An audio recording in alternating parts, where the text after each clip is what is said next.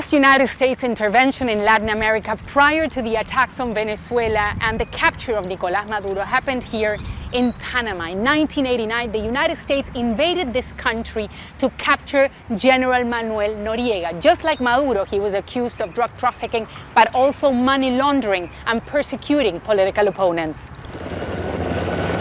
Over 27,000 U.S. troops launched an operation across the country to detain Noriega, but also restore democracy and protect the Panama Canal, a crucial trade route which has always been a priority for the U.S. government. It was one of the largest U.S. military actions in Latin America since the Cold War. After the United States invaded the country, General Manuel Noriega sought refuge in that building that you can see right there, which was at the time the Vatican Embassy. The United States played very loud music and used other psychological warfare tactics to get him to leave the building and surrender. He finally did on January 3rd, 1990. He was flown to the US, tried and imprisoned. He died in 2017. There is no official figure of how many people were killed. The US says around 200 civilians and around 300 members of the military. But human rights groups say the figure is much higher. Many of them come from El Chorrillo, the neighborhood where Noriega's general command was located.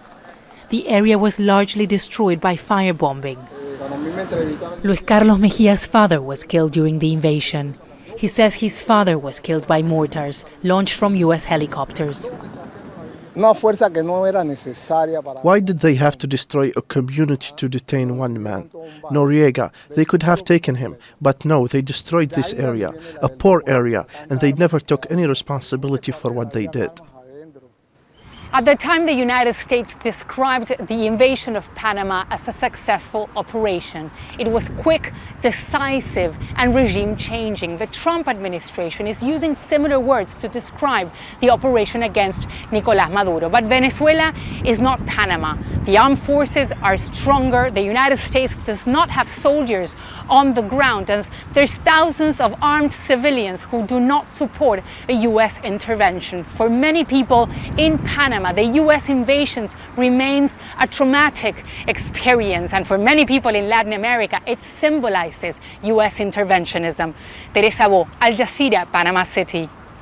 Don't miss out and get the full picture. Subscribe to Al Jazeera for reliable news and expert insights. Like, share, stay ahead.